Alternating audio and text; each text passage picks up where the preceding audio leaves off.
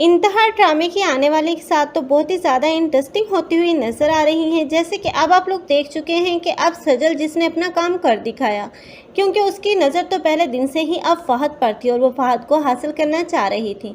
लेकिन अब फ़हद है जो कि इतना बेवकूफ़ है कि अब उसने भी अनम को छोड़ दिया। लेकिन अनम को छोड़ने की जो उसने हमाकत की है, आखिर एक न एक दिन वो बहुत ज़्यादा पछताएगा। लेकिन अनम को भी चाहिए था कि अब वो फ़हद पर भरोसा करती, लेकिन अनम है जिसने जल्दबाजी में एक गलत कदम उठाया है।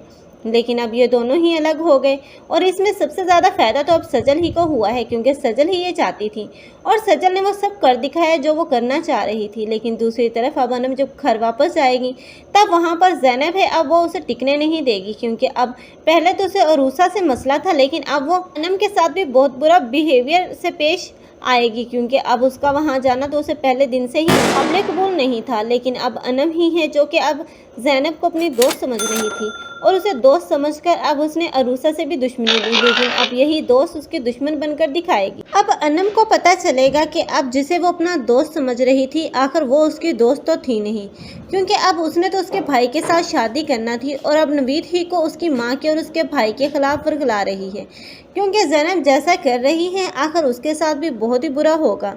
लेकिन नवीद जो कि अपने भाई और माँ का ना हो सका तो वो अपनी बीवी का क्या ही होगा, क्योंकि बहुत जल्द यही नवीद होगा जो अब ज़ैनब से भी उकता जाएगा और फैसला कर लेगा कि अब उसे भी औलाद चाहिए और इसलिए अब वो दूसरी शादी करने का फैसला करेगा।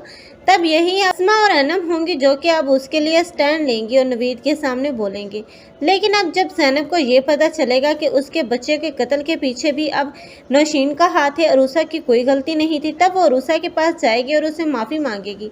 तब अरूसा जो कि एक साफ दिल लड़की है, अब वो तो माफ़ करके उसे गले से लगा ही लेगी। आप लोगों को ये ड्रामा कैसा लग रहा है, कमेंट सेक्शन में अपनी कीमती राय के इज़हार लाजमी करें।